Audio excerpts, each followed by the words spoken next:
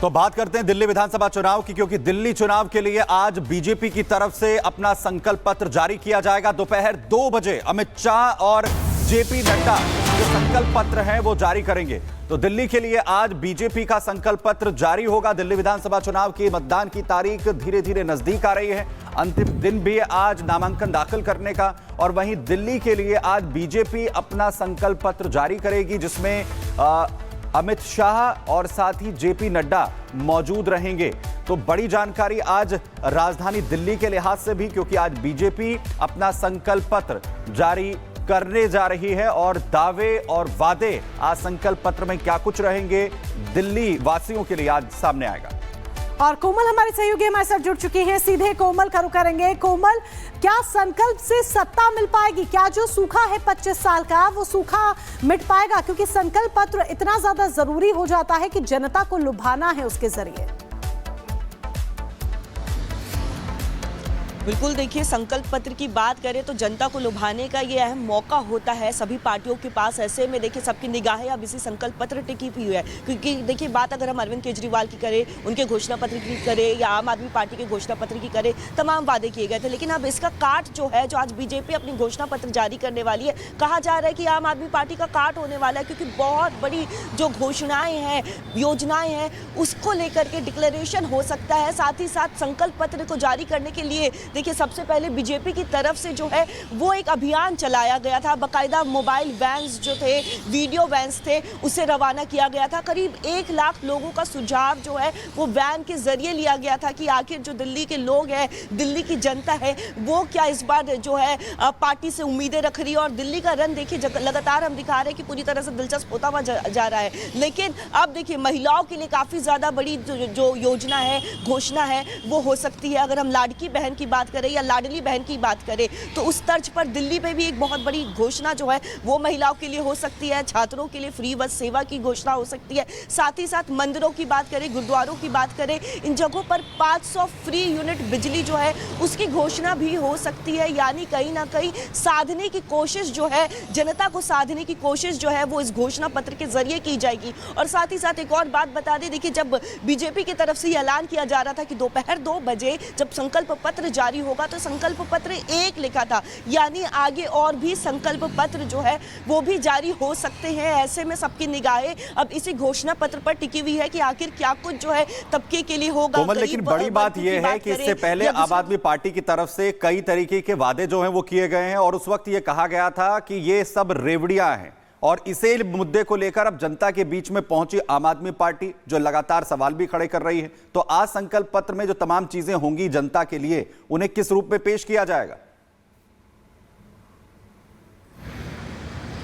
बिल्कुल, देखिए अगर बात करें आम आदमी पार्टी द्वारा घोषणा पत्र में जो भी वादे किए थे, तो लगातार बीजेपी जो है ऐसे लेकर के मुखर होती है कि आम आदमी पार्टी ने अपने मैनिफेस्टो में ये कहा था कि हम 2025 तक जो है यमुना की सफाई कर देंगे, ओपन सिवर की जो समस्या है वो कब हो जाएगी, प्रदूषण खत्म हो जाएगा। लेकिन उन वादों पर आम आदमी पार्टी खरी नहीं उतरी, बीजेपी का ये आरोप लगता है। और उन्हीं मुद्दों को इस बार जो है बीजेपी अपने मैनिफेस्टो में भी जारी रखेगी कि पॉल्यूशन फ्री, प्रदूषण फ्री दिल्ली कैसे बनाना है, यमुना का जो झाग है, यमुना की सफाई कैसे करनी है। इन तमाम मुद्दों को लेकर के भी जो आम आदमी पार्टी को बीजेपी घेरती हुई नजर आएगी। तो यानी देखिए दिल्ली का रन जो है वो बेहद ही दिलचस्प होता चला जा रहा है। लेकिन इस बीच सुमित एक और महत्वपूर्ण जानकारी भी दे दे कि अभी देखिए अरविंद केजरीवाल ने ट्वीट किया, उन्होंने कहा कि 12 बजे एक और ऐलान होगा। यानी पहले बीजेपी का यह ऐलान होता है कि 2 बजे, आज दोपहर 2 बजे संकल्प पत्र 1 जारी होगा, लेकिन वही दूसरी तरफ ठीक 2 बजे से 2 घंटे पहले यानी 12 बजे अब अरविंद केजरीवाल एक बहुत बड़ा ऐलान घोषणा करने वाले हैं। तो अब निगाहें जो है, और दिल्ली के रण की बात करें तो बेहद ही दिलचस्प होता चला जा रहा है। दिल्ली का रण कोमल दिलचस्प होता जा रहा है। जिस तरीके से बड़ी अपडेट आप दे रही है कि अरविंद केजरीवाल भी दोपहर 12 बजे कुछ बोलने वाले हैं, कुछ ऐलान करने वाले हैं, क्या कयास लगाए जा रहे हैं, किस चीज से रिलेटेड हो सकता है? क्या किसी तरह की फ्रीबीज, या फिर अरविंद केजरीवाल एक बार फिर से बीजेपी पर निशाना साधते नजर आएंगे?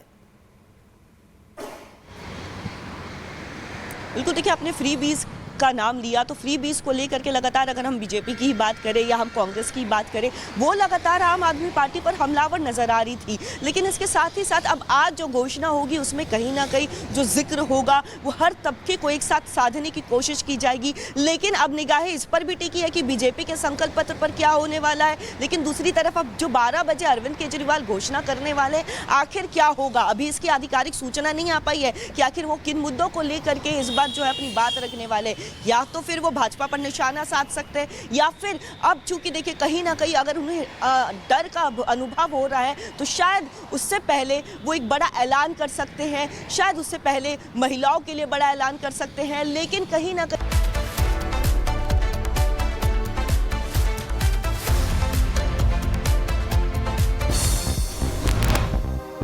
सैफ अली खान का लीलावती अस्पताल में इलाज जारी। सैफ की हालत स्थिर, डॉक्टर्स के मुताबिक जानलेवा था हमला।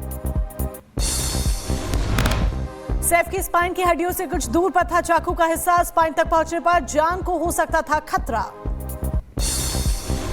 सैफ अली खान के घर के बाहर बढ़ी हलचल। घर पहुंच रहे हैं रिश्तेदार, परिवार के अन्य सदस्यों से मुलाकात कर जान रहे हैं हाल। सैफ पर अटैक करने वाले आरोपियों की जांच हुई तेज। आरोपी को ट्रैक करने की कोशिश जारी। मुंबई क्राइम ब्रांच तलाश में जुटी। कटवान पुलिस और सीआरपीएफ जवानों का सर्च ऑपरेशन जारी। ऊपरी इलाके में आतंकियों के मौजूदगी के संकेत। दिल्ली के छतरपुर में गला रेत कर हत्या, पुलिस ने आरोपी को हिरासत में लिया। जांच जारी। राजौरी में 3 घरों को किया गया सील। इन्हीं घरों के 15 सदस्यों की हुई थी मौत। सभी को सरकारी आवास में शिफ्ट किया गया। राजौरी के बधाल गांव में एक और महिला की बिगड़ी तबियत, महिला को अस्पताल में करवाया गया भर्ती। दिल्ली विधानसभा चुनाव में नामांकन के लिए आज आखिरी दिन। आम आदमी पार्टी के उम्मीदवार दुर्गेश पाठक आज दाखिल करेंगे नामांकन। मिल्कीपुर विधानसभा चुनाव में बीजेपी प्रत्याशी चंद्रभान पासवान ने दाखिल किया नामांकन। इस दौरान कई दिग्गज नेता मौजूद रहे। बीजेपी प्रदेश अध्यक्ष भूपेंद्र सिंह चौधरी ने मिल्कीपुर में एक जनसभा को किया संबोधित। वहीं जनसभा में मंत्री स्वतंत्र देव सिंह, सूर्य प्रताप शाही, जेपी राठौर और कई दिग्गज नेता शामिल। महाकुंभ में स्नान के लिए पहुंच रहे लोग। सुबह सुबह त्रिवेणी संगम में श्रद्धालुओं ने किया स्नान। महाकुंभ में टूट रहे रिकॉर्ड। 7 करोड़ से ज्यादा श्रद्धालुओं ने किया स्नान। देश विदेश से पहुंच रहे लोग। सपा प्रमुख अखिलेश यादव ने महाकुंभ में 9 करोड़ लोगों से स्नान करने को बताया फर्जी। कहा योगी सरकार झूठे दावे करती है। सपा प्रमुख अखिलेश यादव के महाकुंभ पर दिए बयान पर उप मुख्यमंत्री ब्रजेश पाठक ने किया पलटवार। कहा अखिलेश ने हमेशा सनातन का विरोध किया है और महाकुंभ पर राजनीति से बचना चाहिए। यूपी सरकार में मंत्री दयाशंकर ने अखिलेश यादव पर पलटवार किया। कहा अखिलेश यादव कुंभ में आने वाले तीर्थयात्रियों को गिनती कर ले। संभल में सपा सांसद जियाउर रहमान बर्क को प्रशासन ने 23 जनवरी तक की राहत दी है। बगैर नक्शा पास कराए मकान निर्माण का मामला। अलीगढ़ में गेस्ट हाउस में संदिग्ध कश्मीरियों के आने की सूचना। पुलिस ने 15 कश्मीरियों के दस्तावेजों की जांच की। शाजापुर में आरएसएस प्रमुख मोहन भागवत का पुतला फूंकने को लेकर पुलिस और एनएसयूआई कार्यकर्ता आपस में भिड़े। एक दूसरे से जमकर हुई धक्का मुक्की। मैनपुर में मुख्यमंत्री सामूहिक विवाह कार्यक्रम का आयोजन। 414 जोड़े वैवाहिक बंधन में बंधे। अम्बेडकर नगर में आवारा पशु बने मुसीबत, तो वहीं राह चलने वालों की बढ़ी परेशानी। संभल के सीएम अनुज चौधरी के खिलाफ जारी जांच को लेकर संत समाज अनुज चौधरी के समर्थन में खड़े हुए। धार्मिक यात्रा में गधा लेकर चलने पर हो रही जांच। संभल में बावड़ी और कुओं की खुदाई रोकी गई। सुरक्षा व्यवस्था को लेकर तैनात है पीएसी। मुरादाबाद में पुलिस ने वायरल वीडियो पर संज्ञान लेते हुए एक युवक को गिरफ्तार किया। जबरन युवक को वाहन पर बैठाकर ले जाने का वीडियो वायरल हुआ था। मध्य प्रदेश के गुना में वन भूमि पर अतिक्रमण के खिलाफ बड़ी कार्रवाई, तो वहीं वन भूमि से हटाया जा रहा है अतिक्रमण। मणिपुर में ड्यूटी के दौरान एटा का लाल हुआ शहीद। बीएसएफ में हेड कांस्टेबल के पद पर था तैनात। लखीमपुर खीरी में पुलिस चौकी पर बीजेपी नेता ने दिया धरना, तो सिपाही पर लगाया धक्का मुक्की करने का आरोप। यूपी के सीएम योगी आदित्यनाथ ने किया वाराणसी का दौरा। रेलवे स्टेशन और रेन बसों का निरीक्षण किया। कश्मीर के पहाड़ी इलाकों में पड़ी बर्फ, तो वहीं अनंतनाग में बर्फबारी से बढ़ी ठिठुरन। प्रशासन ने एडवाइजरी जारी की। जम्मू कश्मीर के श्रीनगर में भी देखने को मिली बर्फ। फिर गिरा तापमान। ठंड से बचने के लिए घरों में कैद हुए लोग। कश्मीर के डोडा में भी बर्फबारी, तो लगातार बर्फ गिरने की वजह से स्थानीय लोगों को करना पड़ रहा है परेशानियों